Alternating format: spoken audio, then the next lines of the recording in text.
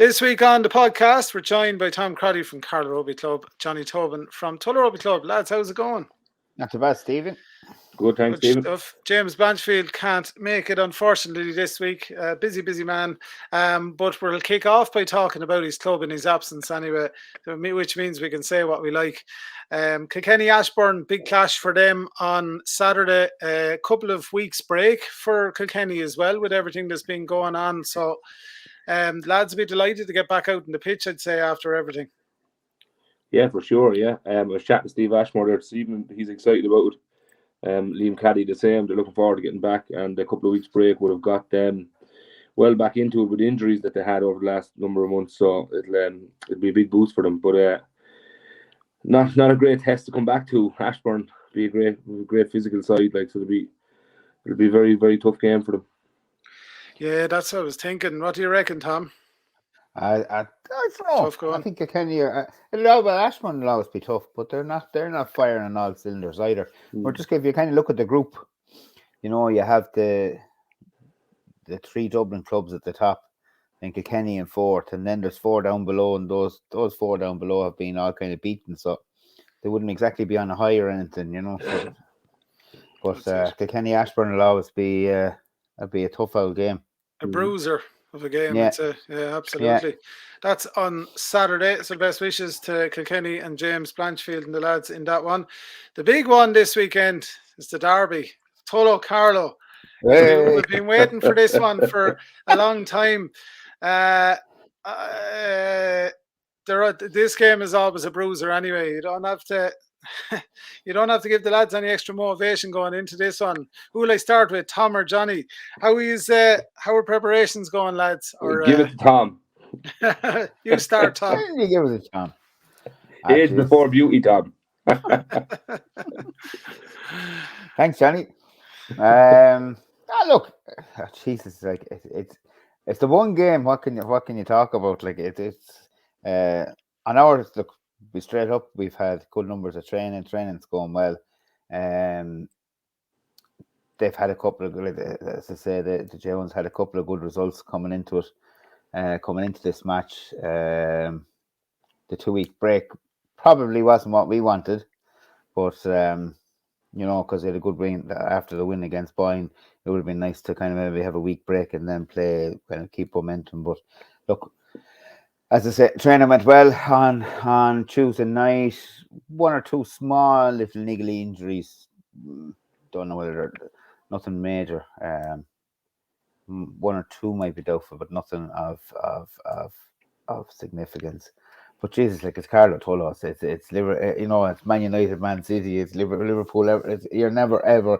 It's going to be flat to the boards, and no matter what form any team is in, everything's all stops are pulled out. Look, it's local. It's a bit of excitement. It is. And I'm sure. Absolutely. Look, Carlow will. Everyone kind of wants to. The people come out of the woodwork to see the game. Will come out of the woodwork to watch the game.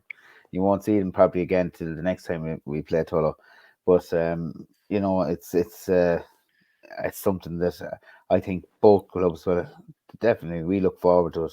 I know we've had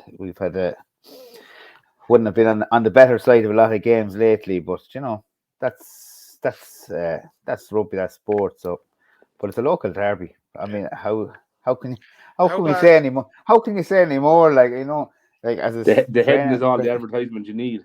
Yeah, you can do all you want. You can say, "Oh, Pack is training well," or "The backs are flying," or "This lad is in top form," and that. It's funny, Tom, you talk about that. There was an interesting comment made to me on Tuesday that rugby goes out the window when Tullow play Carlow. Yeah, and I kind of thought about it for a while, and I was like, you know, you probably would have been right 10 years ago, maybe not anymore, but the more I get closer to it, the more I think he actually is right. Rugby kind of does go out the window, you know. It's like they're judging it off form.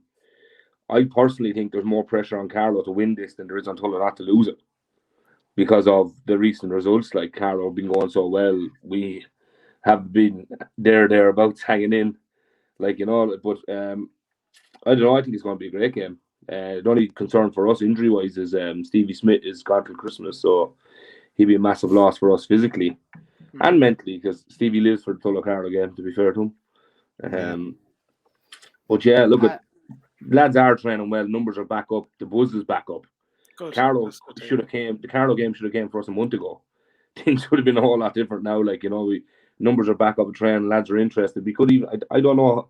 You know more about the logistics side of things, Tom, but I think we're going to feel the seconds this weekend. Yeah. As far as I know, there's a second team playing. Like, we haven't heard anything, and in fairness, you would always give us a nod, you know, unless there's injuries or something coming near the game. But both clubs would kind of say it early. But I have not actually. Look, I'm sorry for Stevie. We won't say we'll miss him. But I'd be telling a lie. I'd be telling a lie. Expect any more, Tom. No, and I'd be telling a lie. But in fairness, look, he's a cracking player. Stevie would be a big loss to any team. Being honest, if he was a Carlow player and a player of that quality was missing, you know, it'd be a tough call. But look, I hope he gets back. I hope his recovery comes and he gets back. He gets back on track. A couple of good years, you know.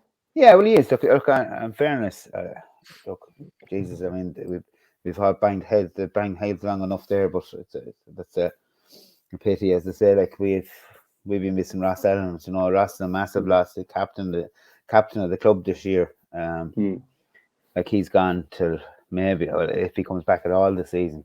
Yeah, I think there was talk he's going to get back this season. I can't see it now personally. It's a very tough call. The same with John Farrell. You know, no sub hooker.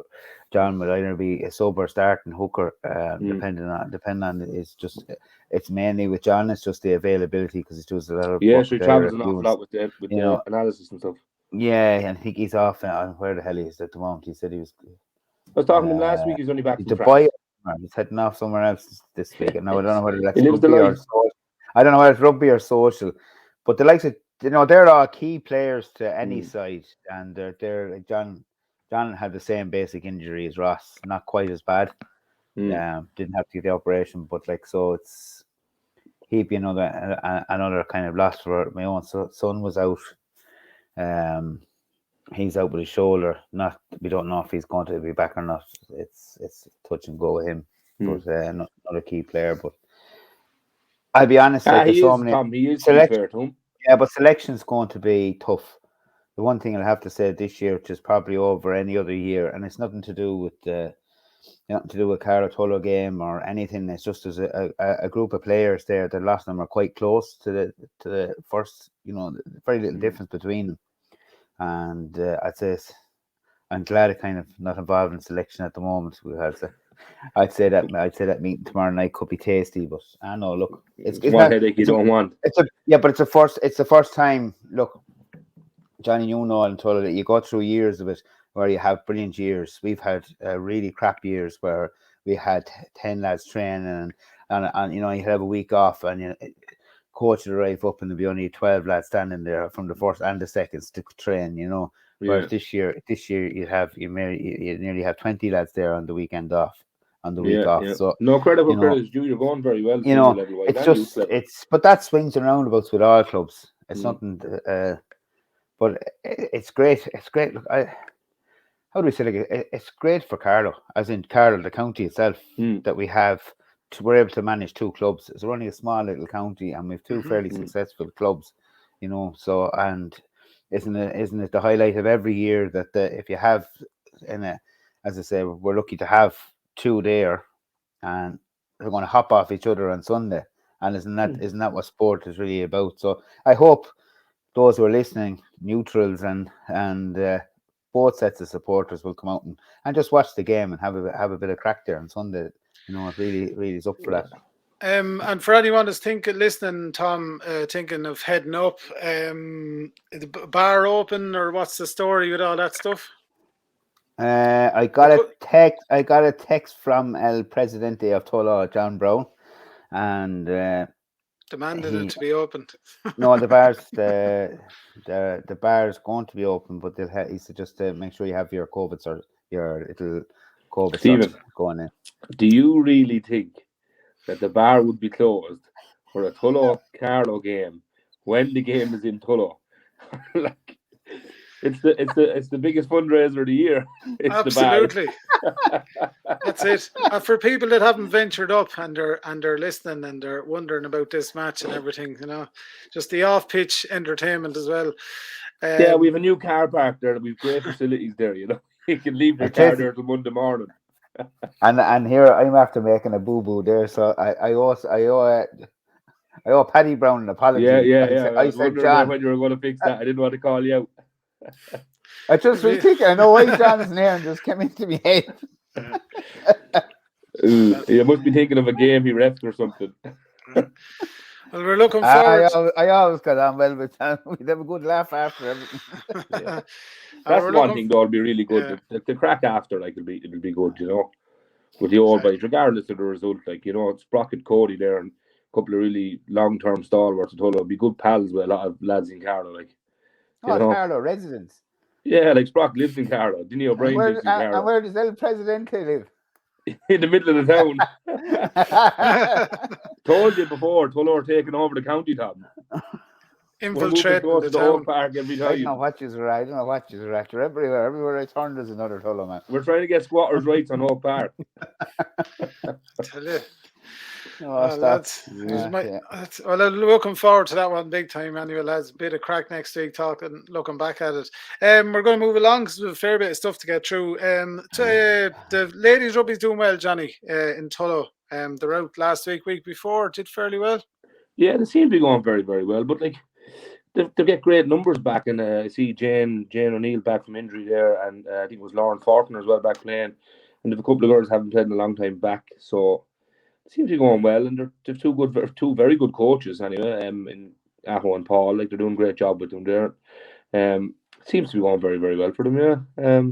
Long may it continue. Yeah, no, absolutely. Tom, your Rhinos are out as well. They're in action, and they're doing pretty well this year as well. Yeah, no, the Rhinos have been there. The 16s have been thereabouts. We've had a couple of tough games. We've on a friendly this weekend, and then we're off to Naas next weekend, which will be another tough game. But look, the girls they're getting better with each game, and it's hard when you've got a mixture of girls where you have a lot of them. Some of them didn't know each other till this year. Even a lot of new girls who hadn't played rugby before. Then you have some of the older girls who have played all the way up through Tullow. And it's just trying to get that whole thing blended together and trying to get them playing. But they are picking us up. We had a good training session again last night. The Rhinos 14s are absolutely flying. Jesus, it's such a success story. I've seen them last Saturday. Actually, they're out in Tullow last Saturday, man. Yeah, they only lost by a couple of points. I think it was 2 or 3 points, yeah. Yeah, that was the semi-final of the Leinster Cup. So and that's not a B. That's A. They've never played. We started off last year with the 14s. I think they got one game in before COVID struck. Before COVID set in. So they only really started this year. They have 20. What was I saying? That's 24, 25. Yeah, they're great numbers there now on Saturday. Yeah. And it's an even split. We're looking at it there. Michelle set me on the figures. It's an even split between Carlow and Tullow. They're coming. They absolutely look. They have great crack. The coaches are brilliant. The management is brilliant. Was it a Metro? I've seen jerseys. Yeah, it's Metro Sharks or something or whatever they are. They all have different names. There was Naas girls there. There was All Belvedere. There was Terra Muir. There was 4 or 5 clubs involved. There's a combination there. So it's fantastic that we have, again, look, small little county. We're up against camogie, soccer, football, all basketball, all those sports, and we're able to put out a fantastic team like that. It's just it's working. And they even have a teddy bear as the person of the match award, right? And it seems to have more every week. It seems to gain clothing. It's basically in Leinster blue at the moment. So it's and they get. There isn't that on the crack of it too, though. Yeah, absolutely. Look, and again, we'll advertise it every week with that little yoke. Well, any parent out there that would like a child to play as team sport, I know people say it's rugby and they're terrified of injuries and it's a rough game. go see those girls, because I tell you one thing, they absolutely adore it. Absolutely adore it. They do now. You can see them even last Saturday to come off the field after losing, but they just had a really good team spirit. Yeah. They're just really tight. Like, it's just really, it's good to see. Like, Actually, Johnny, they were back on Monday. Like, they were back there on Monday in training, and they had sort of an easy training session, as in it wasn't really a training session. They were playing fun games, and to watch them have the crack they were having, jumping over tackling bags and hitting tackling bags and diving through the tackling ring, and you name it, they were doing and having fun. And that's what it's all about. It's what our game is about. And long may it continue as well, lads. Yeah. It's great to hear, Tom, as well. Move on to Ireland, Argentina. So we finished off the series with 3 out of 3. Happy days. Things going well. A couple of players really stuck their hand up over the couple of games as well. Caelan, Doris. There's lots of players, a lot of really good standouts as well. What I was happy with was a bit of progression from Joey Carberry. Now he had a good game. There was bits of it that were a bit dodge as well, but overall there's a bit of progression there as well, which, based on the conversations we've been having over the last weeks and months, it's encouraging to see as well. And it's not just him; those other players really excelled, I suppose, in the series. Do you know what was nice that as well? I know I said that you'd see Robbie Henshaw at first receiver an awful lot, and he was there. He was there a good bit, but as the game grew, Joey grew. Like, he tried things, they didn't pull off. Yeah. You know, if Sexton tried them, didn't pull off, we wouldn't be saying Sexton had a bad game. We'd be saying someone else didn't read the line. I actually thought Joey Carberry was very, very good on Sunday. Yeah. And I wouldn't be his biggest fan at an out half. I wouldn't be his biggest fan, definitely. But I thought he was really, really good. I thought he controlled the game very, very well. And what I like to see was when we got penalties, he just stepped up, said he was doing what he was doing. That was it. He just took the ball, put it on the tee, or put it to touch, and there was no debating. I thought it was really good. Caelan Doris was outstanding. Yeah, he really was outstanding. He's something else. He's the business. He's something else. And as for Ryan Baird, stop! He's some lad for Gallop, isn't he? Like he's another. He's like you think about it. Like, he's another one coming through. Give him another season. He's only a child, Tom. He's only gone 21. He's going to come in on board and that. I thought Joey played quite well. I thought it was great to get him in. They kept him on the field. He actually, I don't think he really wanted to go off. I wouldn't think so. I don't think he wanted to go off before, but I don't think he really wanted to go. I'd say he wanted to stay to 10, but I thought when he went to 15, it gave him, like you said before, it would be nice for him to have a couple of games as full back where he could just enjoy himself. Yeah. You know, take the ball to the line. But he needs more game time like that. He really does. If you looked at the two when Byrne came on, Harry came on. Like, Harry's not the answer either. You know, at the moment, he's not really. So I mean, being honest, if you look at it, if Joey's going to be, I think he needs as much game time as possible.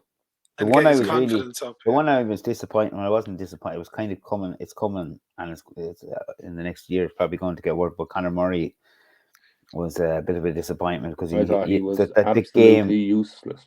The game changed.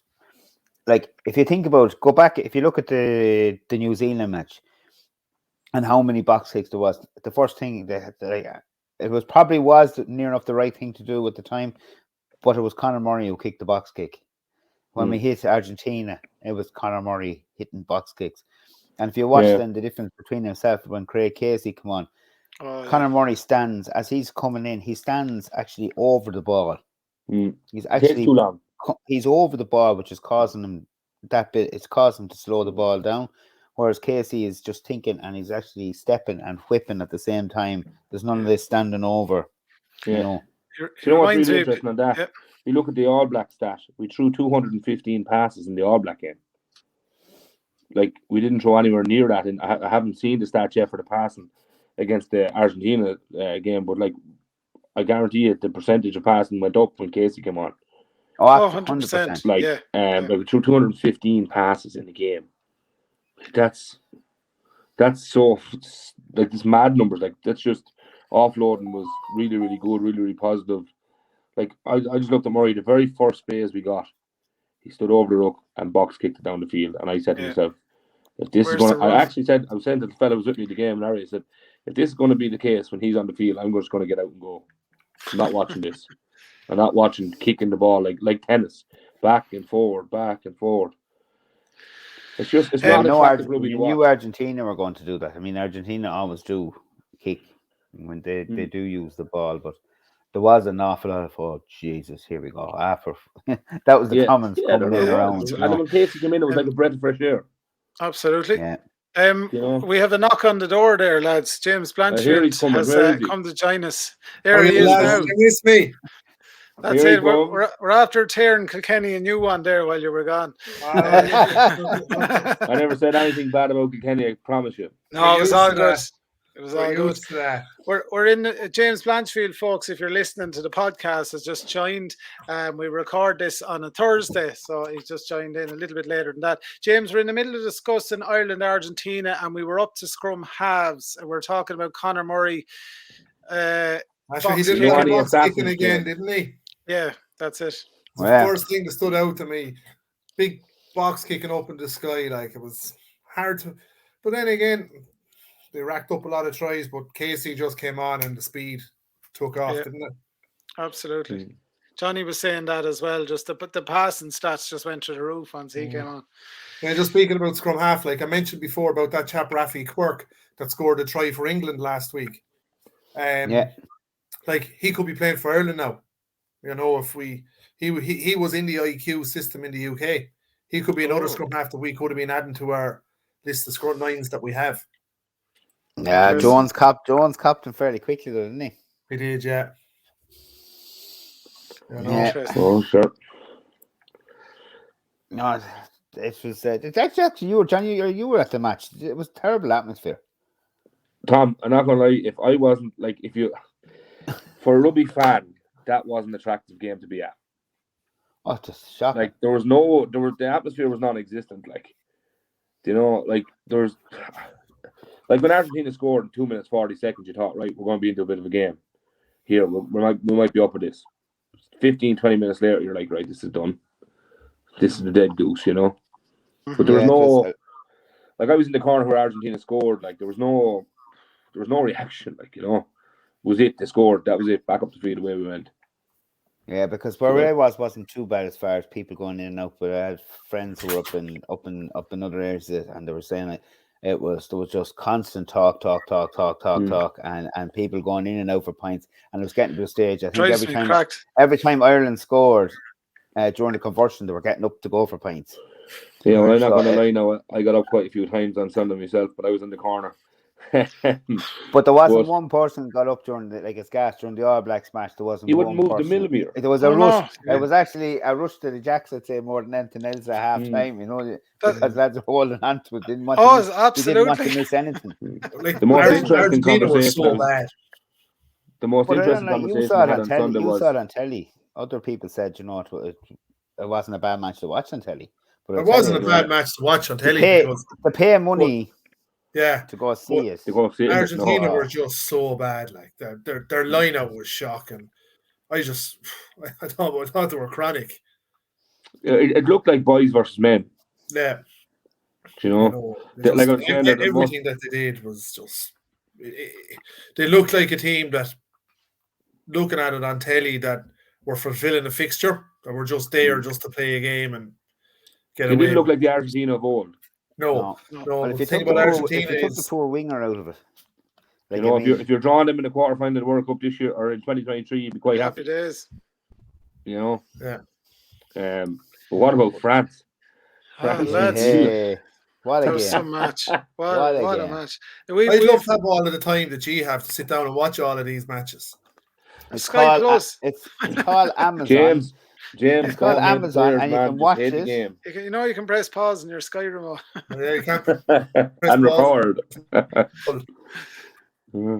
What a game! James Blanchfield is frozen. Oh, there he is. He's back.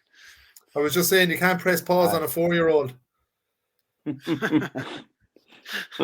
That's why we were actually having a discussion. You know, it's on Amazon Prime. We're kind of wondering whether it's a good thing or bad thing having it on Prime.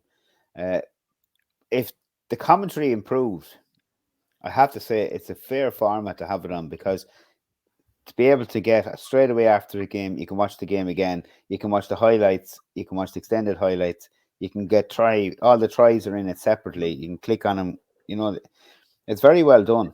But there's some of the they commentary is started like a absolute, VEO some of the stat. commentary is Brilliant. brutal. What? Yeah. It's not great. Myself and you, Johnny, should have a go at it. Yeah. Gotta be with the days. Well, I tell you, you'd be better than some of the lads that were on that. Jesus, that was like listening to. If I was on contract with KCLR in 2017, I'd say I wouldn't have got paid. I left a few minutes early in a tie. I jumped the banister and jumped out of a lorry trailer and went out myself. True story. Understandable. Well, lads, tell us this. What did you make of Carberry the weekend, or have you already spoken about him? We spoke thought he was about very it, but good. we can go back. Yeah, we thought he was good. And it's good to see as well in the same breath. It's good to see. I thought he was good. I thought he worked himself into the game nicely. Yeah. I thought, like I said, that Robbie Henshaw would be a first receiver an awful lot more. He was, but then as the game grew in, Joey just jumped back in, took more control of it. One thing I found was when Joey went to full back and Byrne went to out half, the tempo nearly seemed to go up another notch. Yeah, two playmakers. Craig Casey. Yeah, true enough. Yeah, and two playmakers, Yeah. Like when you're giving the ball to Harry Byrne and Harry Byrne pulls it back to Joey Carberry, as a defender, you're there going, right, what's this fella going to do? Yeah, true enough. You're just after being worried about Harry Byrne, and now you have to worry about Joey. You're like, right, where are we going to end up here? Yeah. So it's a bit fresh here. When they throw the Henshaw, you know what you're getting. Better. You're getting carry when they throw the Henshaw, I think our most important player at the moment, from what I've seen over the last few weeks, is Ringrose. Oh, absolutely. He was brilliant. Yeah, absolutely. There's a lot of just really good performances and a lot of encouragement. Doris, Van der Fleer, oh Jesus, Andrew Porter put in a really good shift. Ronan Kelleher was outstanding again. I said it a few weeks ago, Ronan Kelleher is the best hooker we've had since Keith Wood, and I think the last 2 weeks he has proven that. Have you watched his Bernard Jackman? Actually was a great joke. I do be sending it to the group. Great analysis on that kind of stuff. And Ronan Kelleher is in the wide channels all the time. He plays like in that format. He's always in the wide channel. He's always on his own. Mayhem. Like he absolutely thought Bowden Barrett he had to tackle low. He just handed him off as if he was a piece of paper. Like if you look at the physique of the chap from behind, from the shoulders to his ankles, he has the cut of a hooker all about him. Like he has the arse of a hooker, as I said a few weeks ago. He has everything. He's the speed of a cheetah. Yeah, but he has aggression. He has everything you need, Yeah, he's very, very quick. He's exceptionally good, and what's even better about him, he's a very good scrummager as well. Yeah, if you watch the scrum, if you watch it close, you'll see all 6 shoulders shown. You won't see the 2 hooker shoulders hiding underneath the loose head and tight head. They get a good width on the scrum. That we had no dog in the pack. I tell you, after the last 2 games, particularly, I'm kind of going back on that comment because I think Kelleher is that dog, and I think Doris could be as well, and Jack Conan definitely. Van der Fleer is never going to be a dog. No. He has too much flair to get into the nitty gritty, but Doris definitely, and definitely Ronan Kelleher and Andrew Porter. He's a beast. But they have a dog coaching him. Yeah, like I said against the All Blacks, Paul O'Connell was as fired up on the pitch as if he was going out to play himself. Really, yeah. His intensity that he was given. Like he passed. They all say like he holds the dressing room, and he's he has that influence in the dressing room, but he must have that influence on the pitch. Like the players are changing. There's more of that doggedness in it. There's more cuteness coming into play. They're far more aggressive.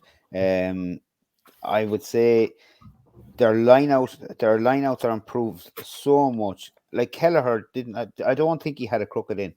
His darts were superb. I can't remember a crooked in the 2 games. Or silly balls. Really Pardon? Their smaller detail is very, very good. Oh, if you watch their 2 really jumper, class. The delivery of the ball from the 2 jumper to the 9 is bang on 45 every time. Yeah. And if you watch the 4 and 6 jumper, it's bang on with an attacking pace every single time. And that's down to training. You don't just pick that up. That's down to doing line out primers and and lifting primers and stuff that you're working on your delivery. Like, you know, what's really interesting to see is that our forwards now have a skill set. They have an ability to pass the ball. So, like James, before you come on there, we threw 215 passes in the All Black game. So your backs didn't throw all of that because we were up the jumper. So we're offloading a lot more. Yeah. You know, and it's incredible to see your forwards with a skill set. One of the biggest comments. What's that? Did you hear O'Mahony's comments? Yeah, on the ref mic. It was the most. He was asked after. Oh yes, he said he's enjoying this more than he's ever enjoyed any team. He said he's enjoying rugby more now. In the last month, whatever's happened in that system, whatever's changing, there is, like, for a man that has been there for so long to say, I'm actually really enjoying this. And the group of players that he's been in with. Yeah. He said that was the best month he ever had with that Ireland camp. Yeah. And Errol said the same thing as well. He did. One of the big things that actually stood out for me was this time last year, we were all going, what's my cat bringing? What's my cat bringing as attack coach? There's been no improvement. I think my cat is probably one of the real big winners, and no one's talking about him over the last few weeks. Because he has to be if you're throwing that many passes against an All Black team. Yeah. You know, because it's not about our skill set. Like an All Black defense, even on a bad day, they're above average, and you're throwing that many passes against them. It's hats off to him, because I was one of his critics. I was like, going, "Geez, this guy, not a proven coach. What is he at coming in here?" Well, I'd say he must have been frustrated in the first half. Like, you see, I think it was Balakoom didn't get the ball till about the 30th minute. Yeah. We feared about that. We feared that though. Like, it didn't even come across, or there was no play that side that he would actually come off his wing to join. There was nothing. I wonder here if I'm mad altogether.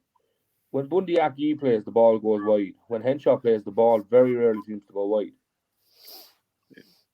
I think Aki is a very good distributor of a ball, and even if he's caught, he's so deceiving. You don't know when he's going to deliver it, but you know what Henshaw's going to do.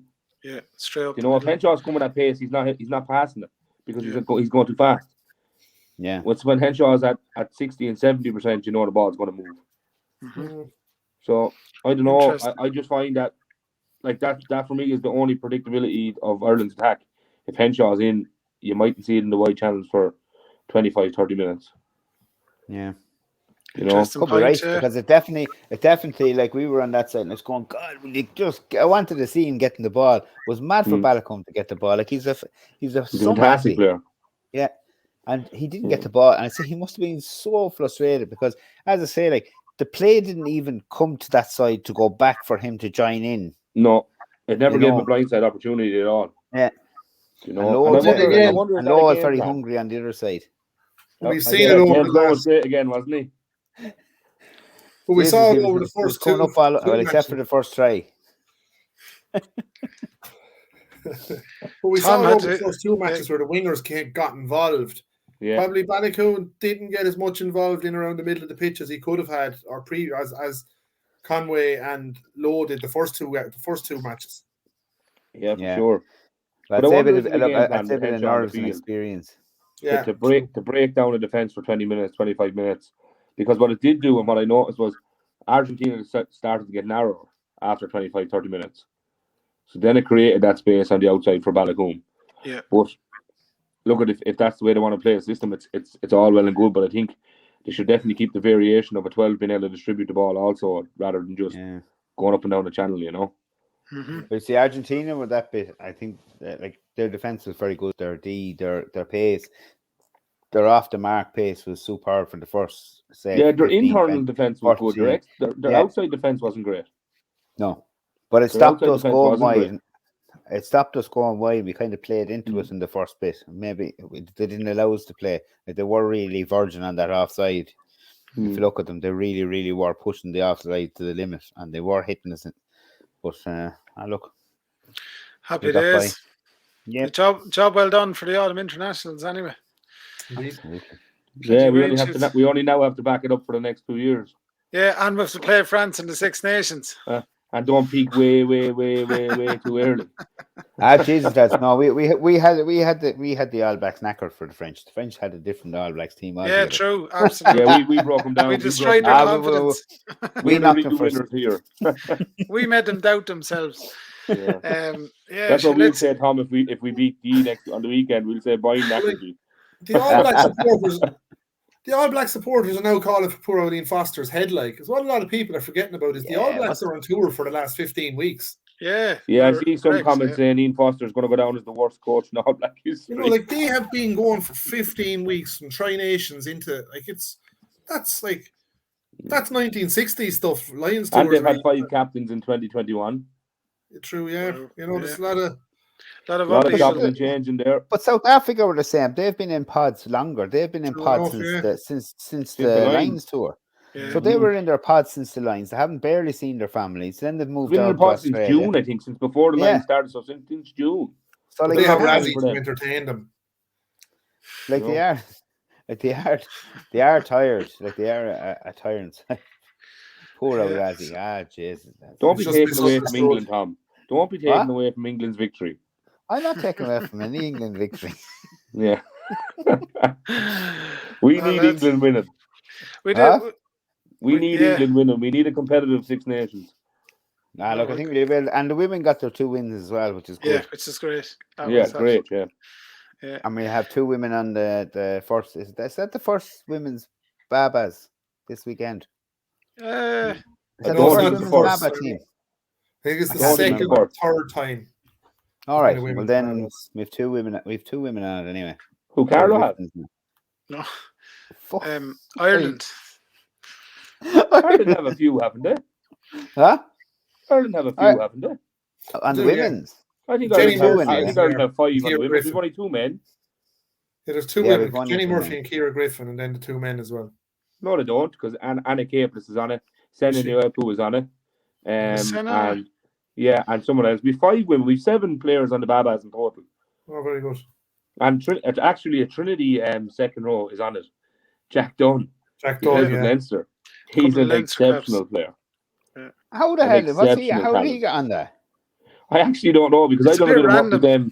I've done a bit of work with them during the summer, and he just stood out. He was training with Leinster, and then he came over to Trinity, and he's outstanding. He really is outstanding. What are you doing? Doing a bit of tiling in the bathroom or something, or what? What are you doing? A bit of tiling in the dressing room for them? No, you see, James, I've moved up in the world since my days of coaching with you, my friend. That's how I earn my bread now, James. Nice bit of business done today, lads. Thursday, Tadgh Furlong 3-year deal. He got his deal last year for a year and was sort of dropping hints that he might disappear off into the sunset. His value went through the roof. Be guaranteed that was a pretty penny. Yeah, absolutely. And you know what? You wouldn't begrudge it. Yeah, absolutely. He's an extremely valuable player. Yeah, he's going to retire in Ireland, so. Yeah. It's great for Irish rugby to keep him, because we'd be lost without him. Absolutely. There's no player off the bench or in the country that stands to him at the moment. No. Mm-hmm. Lads, he's top. He absolutely is. Lads, big news this week. Stephen Larkham, Munster's revolving coaching ticket continues to revolve. It's worrying. Again, I think Tom knows some South African that's going to come in. Some box kicking specialist. Danny, that's not even funny anymore. I think it's been on the cards for a while. From what I heard, that I was following it on Twitter there for the last couple of months, a couple of weeks, that the Brumbies job has become available, and I think he was targeted along with another guy, and he's come out on top. He's a Brumbies legend as well. So I think he's not leaving Munster for any fault of Munster. I think he's going because he's getting a head coach's job with the home union. But worryingly for Munster, it's probably the biggest indication that Van Graan is going to stay on, because I would say that if Larkham was being offered the head coach's role in Munster, I'd say he would have probably stayed. Yeah, for sure. But the other side is, in my opinion, this is a really big opportunity now for the IRFU to get Mike Prendergast back involved in the Irish system. because to go back by all hunting accounts, coaches. Yeah, like What is Felix Jones?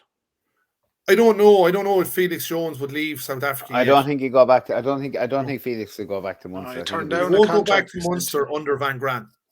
No. Yeah. You know. I think he needs to go though. The IRFU need to really look at their coaching setups. Like Connacht have a really good coaching setup. Andy Friend and his team, like they're very, very good. Now, apparently, Jack Carty said on an interview last night that Mossy Lawler has completely changed how he plays rugby. Yeah. He was on News Talk last night. Listen to it, you know. Yeah, like the relationship Connacht have with their coaches, Ulster the same. Leinster obviously the same. Like Connacht have 2 Munster coaches.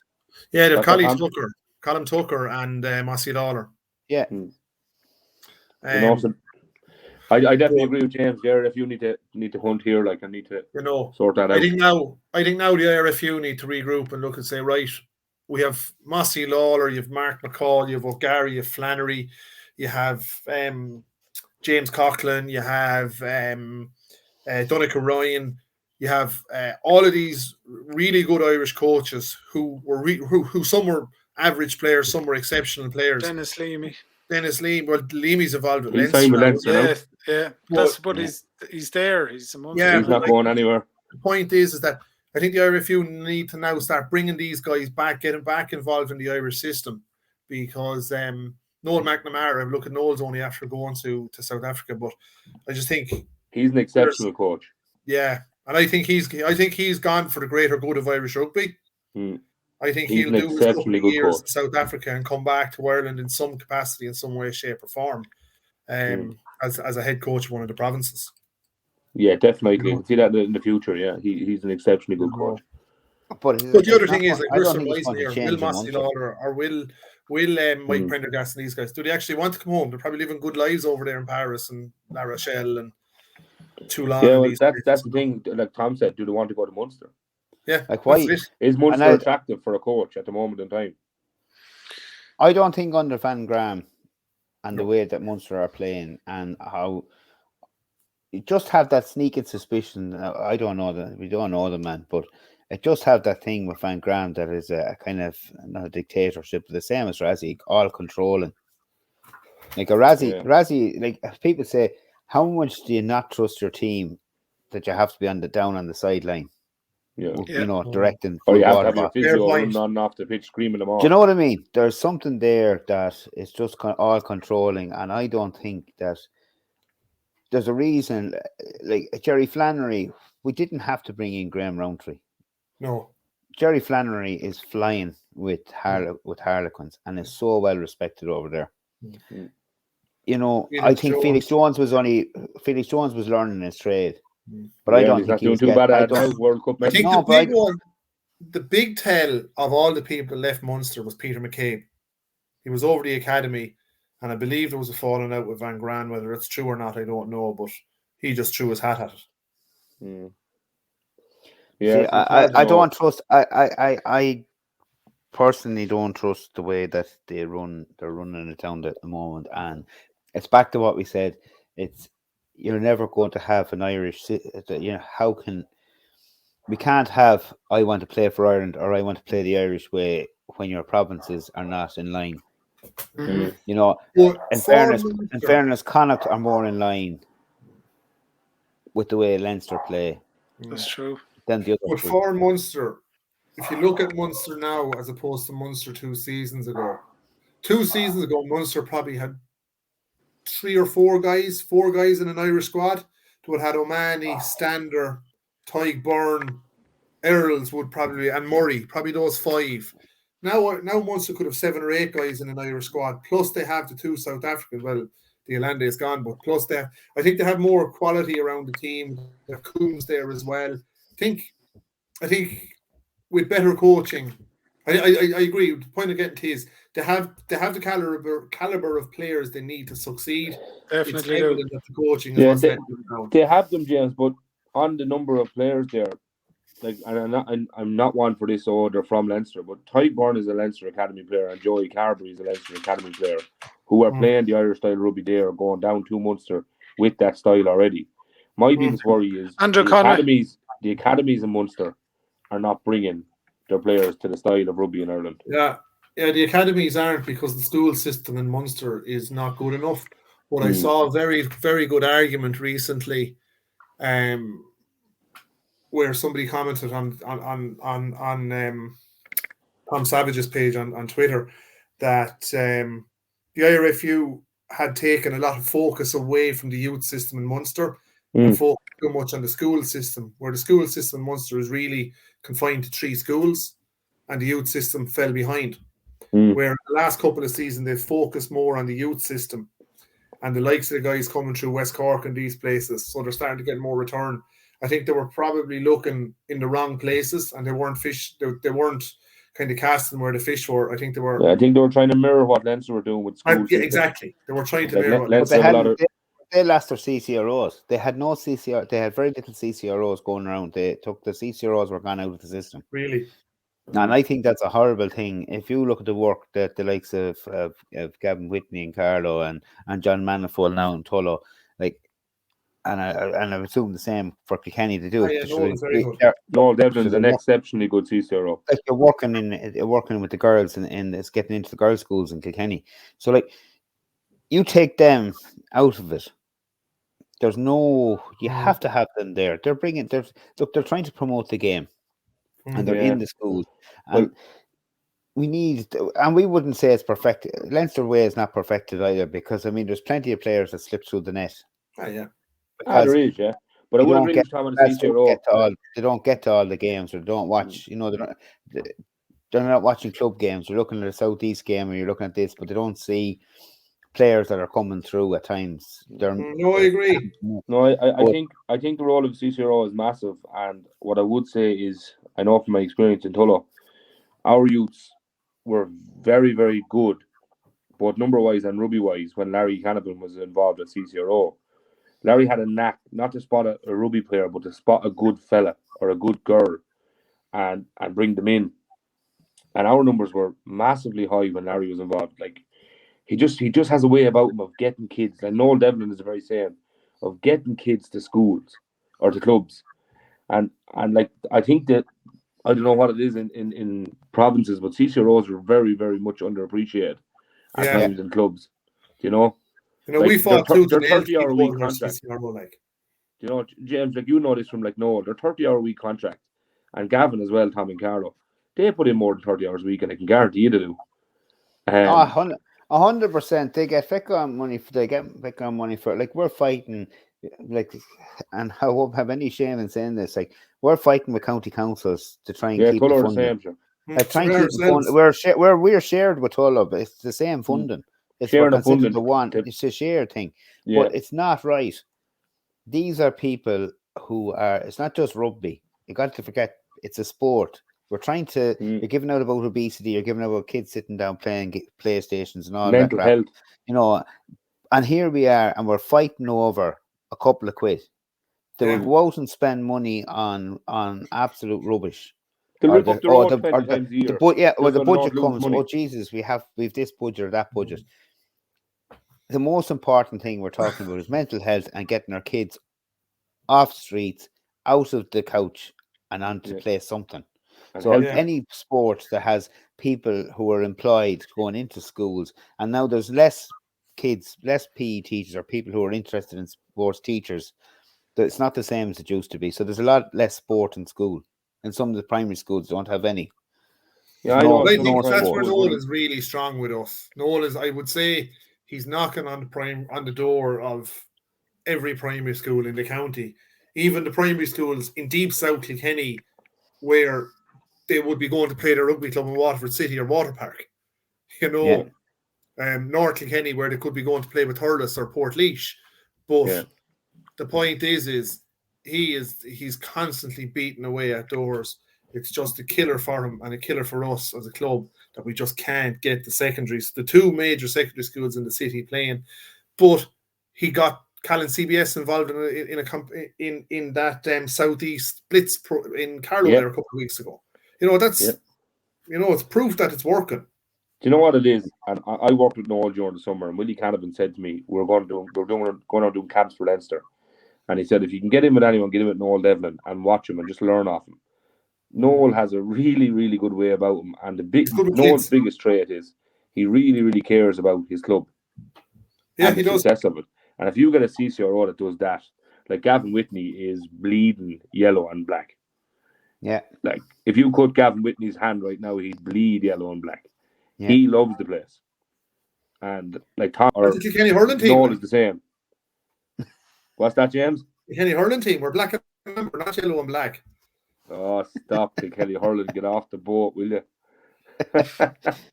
No, you're right, Johnny. No, I mean, they're all those people are so important, but that has to happen in the other provinces, especially Munster, because if they fade, it's not doing. We all say, like, you know, you have to have competition. Every province has to be producing players, because eventually, if the well dries up in the other provinces, well, then Leinster are not just going forward, just can't keep producing and producing and producing. Yeah, well, some schools in Leinster now at the moment are like professional outfits. But that's it. The senior team is just pumping players into the Leinster Academy. Yeah, you know. So and just on schools rugby, actually, I want to Kilkenny College lads won their quarter final yesterday in the senior league, and our juniors won their last game and topped their group, so they're in a quarter final. Our seniors play their semi final against Castleknock next Wednesday in Donnybrook, and it's a massive thing because, believe it or not, you all know schools rugby, Kilkenny College wouldn't be one of the bigger ones. So it's a massive achievement for the lads, and I want to wish Steve and Peter all the best, and Wes Shirley as well. So there's lads actually from Kilkenny Rugby Club and Wes Shirley, then obviously Carlow Rugby Club man involved in the senior setup down there. So it's really good. So hopefully it goes well for them. Yeah, absolutely. Yeah, As we're going to have to wrap it up there, I'm afraid, for this week.